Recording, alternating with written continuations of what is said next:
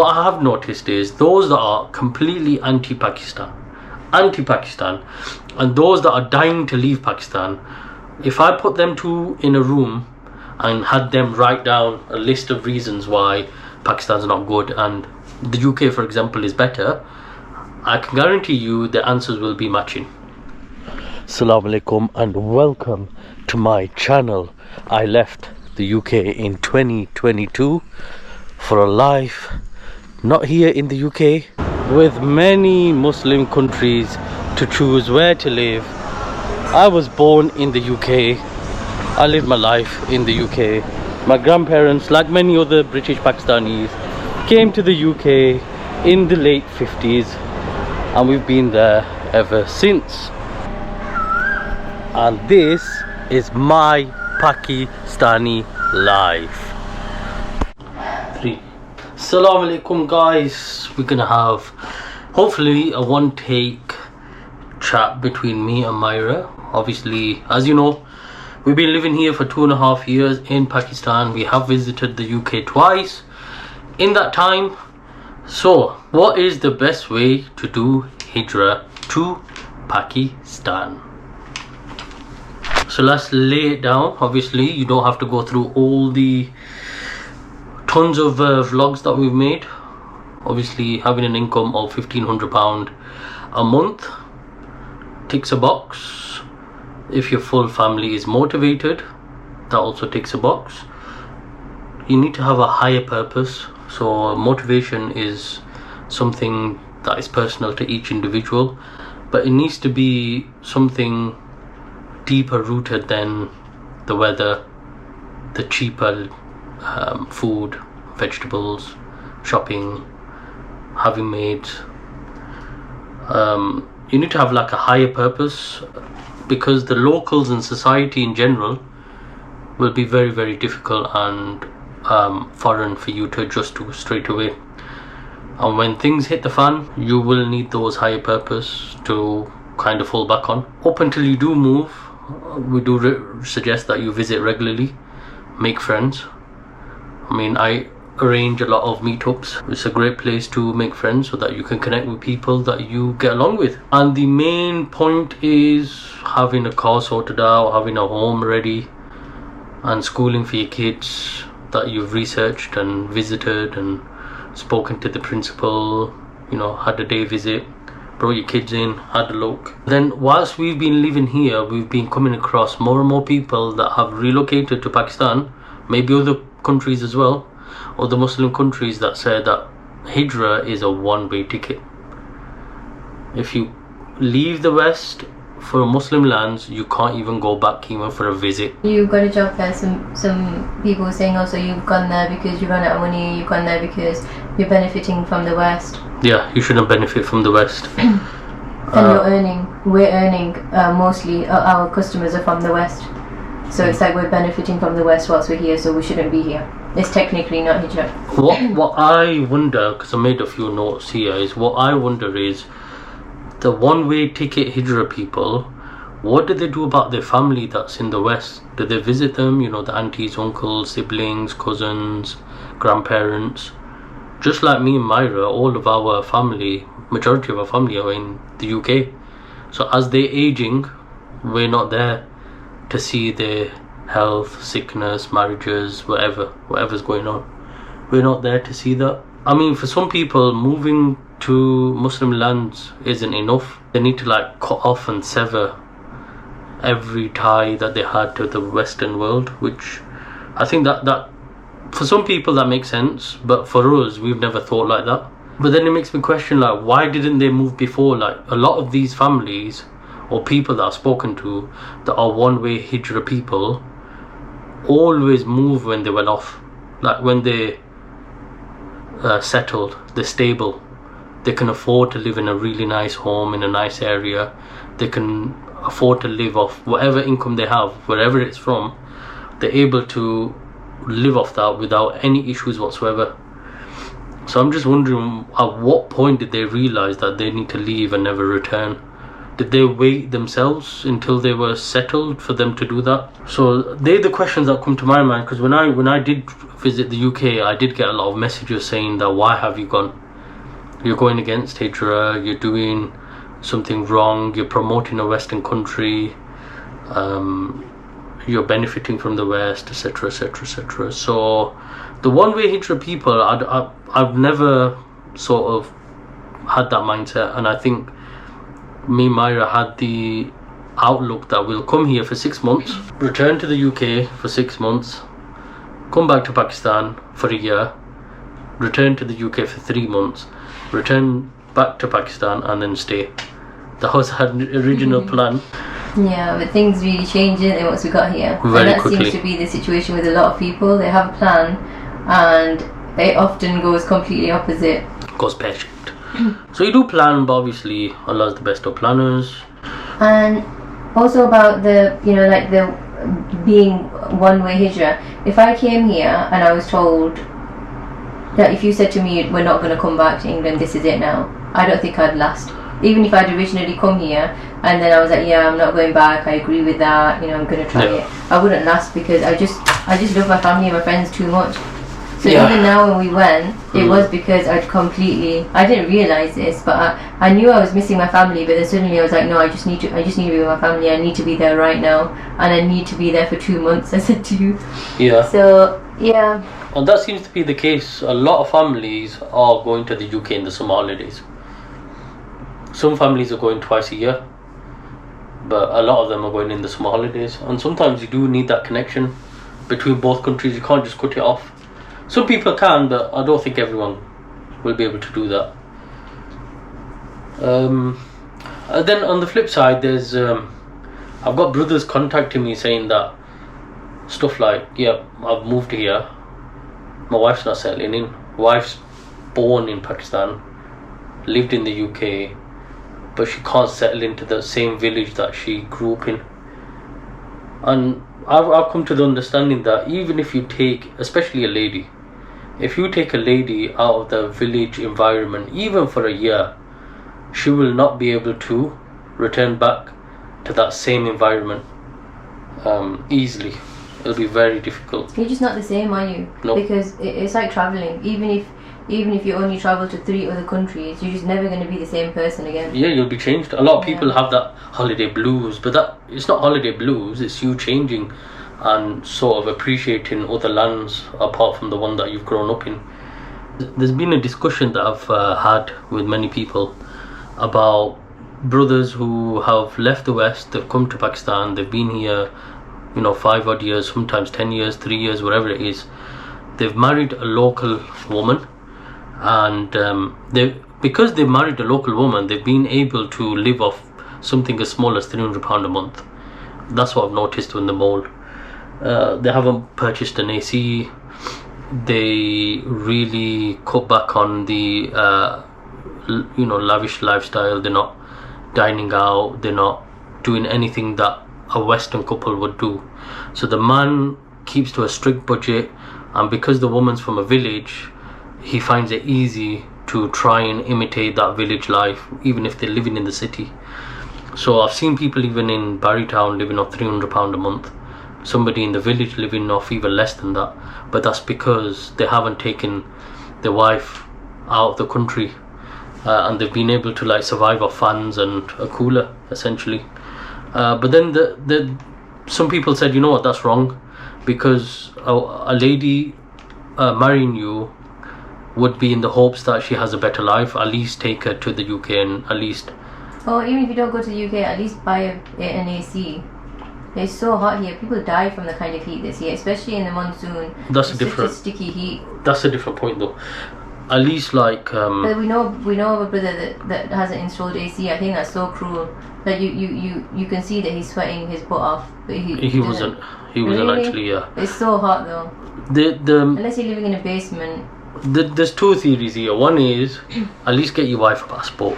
I think that's down to the man. If he wants to get her a passport, that's his choice. If he doesn't want to, he doesn't have to. It's down to them as a couple, isn't it? If she married and she said, look, I'm expecting to a passport, then that's something that they would decide. I doubt when they discuss marriage, they talk about stuff like that. Yeah. I know one brother who mentioned it to his father-in-law, his then father-in-law, that look, I have no intentions of moving to the US, and he was like, that's fine, whatever you and my daughter discuss, that's fine. And since he's been here long enough, and he's not going to change his mind. There's another brother from the UK who wasn't actually sweating, but Myra thinks he was sweating. He decided not to get the AC. And when his wife said, yeah, let's get an AC, he said, you never had an AC in the village, so why have the AC here whilst they're living in the city? But to be honest, here in Pakistan, an AC is a necessity. It really isn't. It's a necessity. People who don't have it are really struggling. We don't know that. We haven't. They are though. People die here for a hand because of the heat. Well, we need to go to the families that are not using it and find out. And the theory of getting your wife a passport, that's completely down to the husband, I think. But if they had taken the wives out of the country for at least a year, then they would have to return and install an AC, I think. I personally think women, if you marry a man who has a passport, I think you should benefit from it and you should have a passport. But then it takes years to get that passport, so there won't be. Oh yeah. So let's say you've left the West and now you've come to Pakistan, and now you're saying you're doing hijra. You're not necessarily doing a one-way ticket hijra. You just want to do hijra. You want your kids to grow up in Pakistan. You want to live yourself in Pakistan. But then you want to give your wife that passport. So okay, wife and kids, we're going to the UK. Let's make sure everyone gets a passport. 10-15 years later, once she's got the passport and everything, it's going to be very difficult for you then to return back again.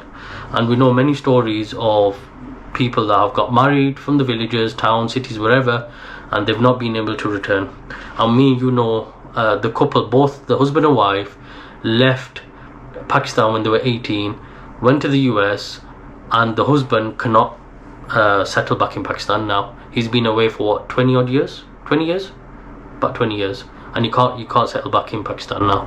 I guess I'm thinking as a woman, and as a woman, if I'm trying to think, if I've grown up in a village or in a small town in Pakistan, where often opportunities are very limited for women, work environments are not always safe. It's not, women have to really be tough often here to survive. So as a woman, if I was marrying somebody with a passport, a British passport, I would prefer to have a passport because it creates some kind of security. Then if I had to ever, because you just don't know what might happen. And then if I had to, then I could go abroad. If things got really difficult here, if I was suddenly alone with, you don't know how many kids. And I know it's the whole what if, but generally I think having a foreign passport does bring about opportunities. But I guess it doesn't go with the hijra mindset. Yeah, it kind of collides with the hijra mindset. Then we've got a lot of people that have this anti-Pakistan sentiment, whether they comment on the vlogs or they openly say it, or other people that have made hijra speak to me and let me know what their friends or family are saying. Their closest friends or family, not some random people that they know. They'll be talking about, okay, you know what, Pakistan doesn't have free healthcare, free schooling, welfare system. They don't have high paid jobs. There's no law and order. People are not civilized. At one point in the UK, they were giving grants and money towards going to college and university. Don't know if that's the case now. Your passport stronger, like we've been talking about the passport. Everyone in Pakistan wants to leave. I mean, that's fair dues. Look, there's nothing you can do right now. We can list all the positives in Pakistan and all the negatives in the West, and at no point will someone be like, after the 100th positive of Pakistan, oh yep, that's it, yeah, you won me over now, Pakistan's a good place. Or someone who's pro-Pakistan, you list 100 bad things about Pakistan, and on the 101st bad thing, are they like, yep, you know what, I'm completely put off Pakistan. Is each to their own. But what I have noticed is those that are completely anti-Pakistan, and those that are dying to leave Pakistan, if I put them two in a room and had them write down a list of reasons why Pakistan's not good and the UK, for example, is better, I can guarantee you the answers will be matching. So basically what I'm saying is those that are dying to leave Pakistan and those that are anti-Pakistan are the same. Saying that in a rude way, but that's what I've noticed from talking to people here on the ground. And the bottom line is, even I said this to Myra yesterday, people are saying to us here, local people are saying, why don't you go back? Your people are there, your friends are there, your family are there, your own people are there, yeah? Your British Pakistani people are there. You can work properly, you can earn money, you can save up. The thing is, the local people, what they don't understand is we've lived in both countries. We've lived in the UK, we've lived in Pakistan, they haven't.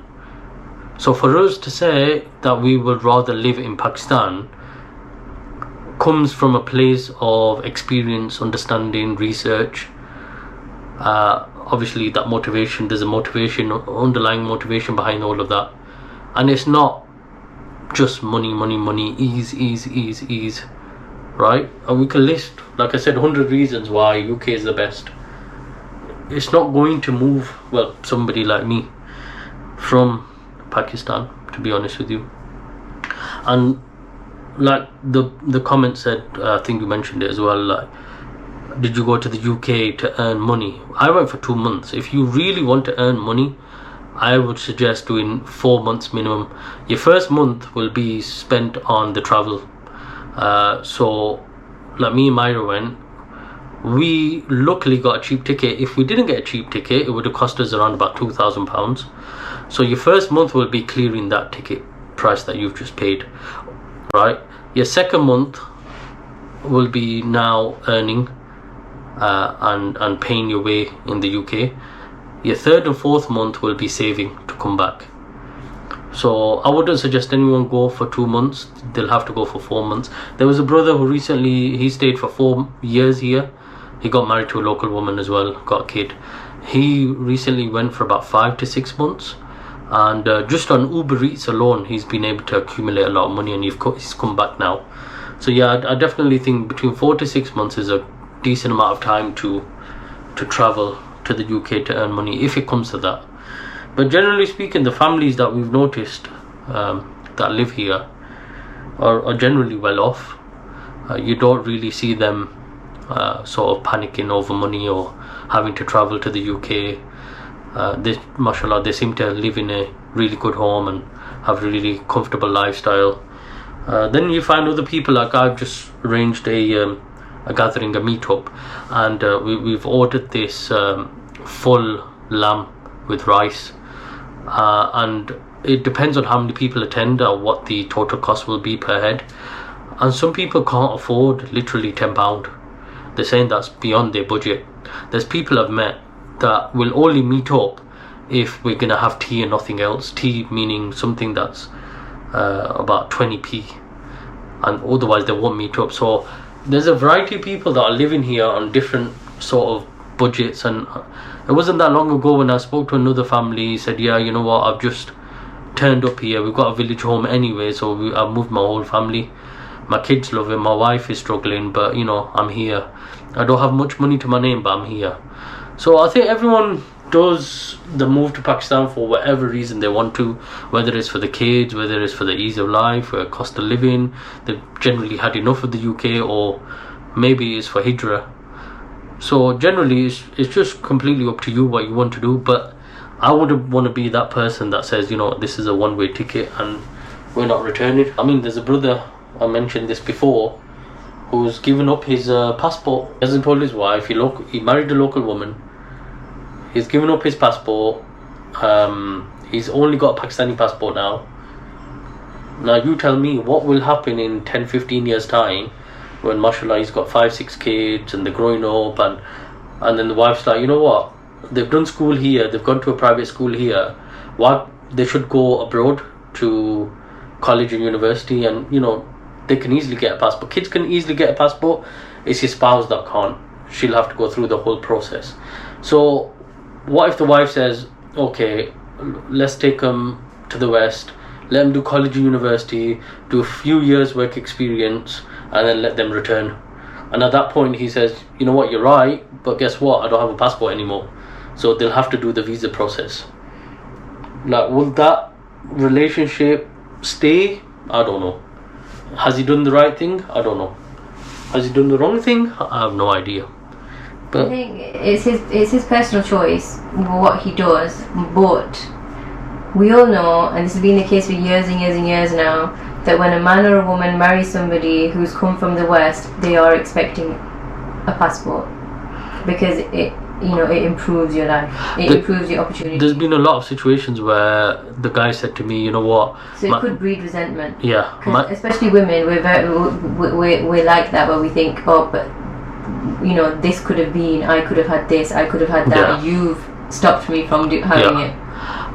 I've spoken to brothers who have said to me that their in-laws are adamant that they stay in Pakistan, and they're happy for them to stay.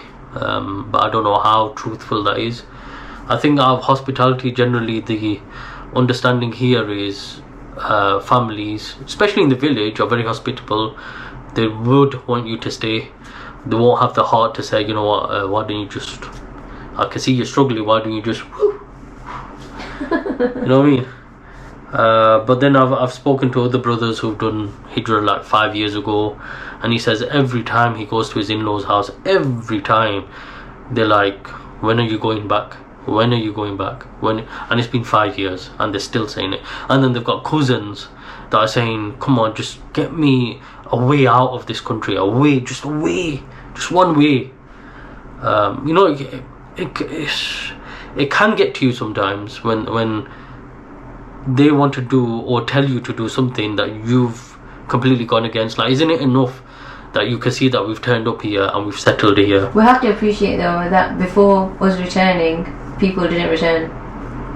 There was only a few people that were returning before. Like now, there's hundreds. There's so many people coming, and this is brand new. Yeah, there's hundreds. It's weird for us because we don't know. We don't really fit in entirely here. We don't fit in with like the upper middle class. Well, so we have we like things that we like going to the museums. We like activities and things that the certain cafes, places to eat. Yeah. So like that, we're going to places where we'll find the upper middle class and the elite. Yeah. But we're not them. Yeah, but our background really is village. We're villages. We're villages. Our parents, our forefathers, they've all come from a village. So we're kind of there's a clash. And then we've lived abroad and studied abroad. So we're in a really weird place again. And that's why when we watched that podcast, they did say that we are British born confused Pakistanis. Yeah, I find that's what they call it. BBCP. And it makes sense because our parents are from the village. Desis, and I've interviewed the elders, people have seen this. They've said that they've come from a very uneducated, poor background. They came to the UK, they just worked really, really hard. All of a sudden, we're on the 5th generation, by the way, of British Pakistanis. We are the sort of oldest and most embedded community worldwide, being the British, in the British community, being the British Pakistanis. We're on the 5th generation, and all of a sudden we've got doctors, we've got lawyers, we've got dentists, we've got all the professions, and we've even got normal working class jobs. We've got everything, the whole array of jobs. We're part of it, even being local councillors, MPs, whatever it is. There's a Pakistani somewhere in each position, wherever they are in the UK, and I think that's amazing. But when we return back to Pakistan, and obviously everyone, and even in my comment section, people said, do not look down at the village, that's our roots. Of course it's our roots. What happens to people even here in Wakent, right? The families that leave the village and come to Wakent and work in the factories, they leave the village. They live here all their life. They never return back to the village. They settle here. They get a home here. Even the factory would offer them the pension, and they'll never ever return. The graves, after a certain point, all the graves are here now in Wakent. So the granddad's grave, the uncle's grave, cousin's graves, they're all here now. So they've kind of severed off that connection between them and the village, because now their life's gone better. But then we come back from the UK and we go running back to the village because that's where our connection is. But then we don't get along in the village as much. It's quite hard. But then when we go to the city, we feel it's very modern. We can get the things that we're used to. But then you're surrounded by middle class and elite people, and you think you get along with them and you can speak to them on a level, but really they're very different to us. And then the people in the village are very different to us. And then when we're living in the UK, we're different amongst each other. Mirpuris, and you got people from Attock and Karachi, and different areas of Pakistan all merged together.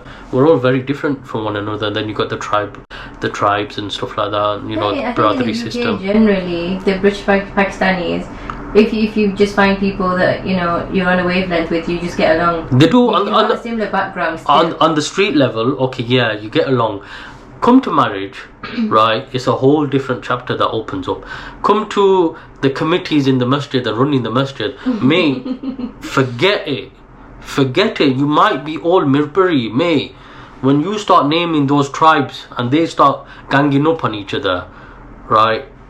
It's a completely different story altogether. It's only changing that now. They've actually started having management, issues because of that. No, as in they're trying to work as a team, a unified body. Yeah, without the they are trying to, but it still happens. Yeah. But that's the thing though. When people say BBCP, it is true because we are absolutely confused.com. We just got to accept, just like in the UK, we were, this is what we are. So at home, this is what we are. This is how we do things. We are from an immigrant family. We behave differently because of my school was mostly, my primary school was all white. Yeah. Mine was all Muslim. So there was literally I think 4 brown people in the whole school. So I had to adapt my behaviour when I was at school, so that I fit in with people. And then when you're at home, you're doing different things, like you're eating with your hands, or we don't learn how to use a knife. You take your shoes off as soon as you walk in. Yeah. There's different things. So and we've done that all our lives. We've had to adapt, and here we're also adapting. Exactly. And I think it's really important to come here and be comfortable in your skin. I think that's what I've found that really helped me. Trying to be comfortable in my skin has helped me make friends. Yeah. So I've made friends with somebody that studies at Yale. I've made friends with a lady who's a mufti, even though I'm not that Islamically educated. And that's all because that's what helps. You have the matching wavelength, and you have the things in common that you want to prioritize in your life, the goals and stuff. That's why you get along with them. But then, this idea of I'm a British Pakistani changes as soon as you come to Pakistan, because it becomes opposite. You're Pakistani British as soon as you land here, and it is different here. The way you talk to people, the way you act around them will be slightly different here than what it would be in the UK. And there was somebody actually said to me, this is a lady that's very well educated, she's well travelled, mashallah, she's born in Pakistan, and she said to me, she was telling me about her friend, and she said that my friend's married. She's from a big city, and then her friend's married somebody that's from a smaller town, and she said that we can't marry them. She'd forgotten that I am them. So she said that we can't marry them because the villages, because their mentality is wrong. Different. And I got what she meant. Yeah, it made sense afterwards. The other day I was talking to somebody, and I guess it's almost like a bit of a racism. It's kind of like, you're people, but not you. You're one of the good ones. So it's like that. So even yesterday I was speaking to somebody, and she said to me, "These Pahari people, we're Pahari people. Yeah, me and you're Pahari people. Yeah, Azad Kashmir." So she said these Pahari people, they come here, as in they come to Wakand. They're not from Wakand. They're coming into Wakand, and they stick to it, and they even until they die here, and they make their graves here. Like they find something, they like it, and she was saying it as a negative thing, and I looked at her because I am that people. Yeah. Essentially, aren't I? That's what my parents are from. Yeah. So there's definitely like an almost like a racism. Yeah. So some of the friends that I made, they have butlers, they've got maids, they've got drivers, all these drivers, they've got everything, and me and you are the maids, me and you are the cooks, me and you are doing everything ourselves. Yeah. So we. Even like say if I'm doing therapy here, there's certain examples. So when say if I'm doing a group session, a therapy session, there's certain examples that apply to us in England. Like I'll say, when we're overwhelmed and we've got the cooking to do, we've got the cleaning to do, we've got the kids to take to school. People here can't relate to any of those examples. The people I'll be doing therapy for. Yeah. So we're very different. Yep. Aren't we? It's all about having an open mind and really, really coming to terms with what you want with living in Pakistan. That's the bottom line. And those people that are anti-Pakistan, you know, I wish you guys the best, whatever it is. I spoke to one person in great detail and in great length of time, and the bottom underlying fact, the reason why he was resenting Pakistan was all down to his childhood. His dad brought him here as a young kid, him and his mum, dropped him and left and lived in the UK. He had a second family there who he lived with all his life, and now that he was in his 20s when they managed to return back to the UK, he's never ever had the same sort of view of Pakistan as he maybe once did before his dad came and dropped him off. Sounds like West is West. Yeah, and what happened was, no warning was given. They just went to Pakistan and that was it. There was no return. So everyone has something underlying why they're anti-Pakistan. There's always something, whether it's, you know, the struggles that they've been through. Yeah, I get it, you know, there isn't enough money to go around, or not enough jobs, not enough opportunities, and life is hard, and having 10 families in one house. I get it, you know, it is there. But not every family is experiencing that, and you, especially from the West, will not experience that. When you move here, you'll have a completely different experience and view of Pakistan. And sometimes people say all these vloggers have this really artificial and superficial experience when they come to Pakistan. You know, everyone loves them and gives them everything free and extras, you know, the extra sweet with them and whatnot. But you know, we can experience something similar, because you know what, all of a sudden our life has become more meaningful. If we wanted to leave the West because we want to live in a Muslim country, really our underlying motive has been met. Everything after that will just keep adding. Hopefully, inshallah, will keep adding to the positive experience that you have. Otherwise, if you come here for a reason that maybe it's a bit shaky, you know, I've come here because things are cheaper, at some point you're going to realize, is it really worth it coming here because dal is like literally next to nothing. So until next time, guys, see you in the next one. Renew your intentions. Assalamu alaikum. Wa alaikum salam.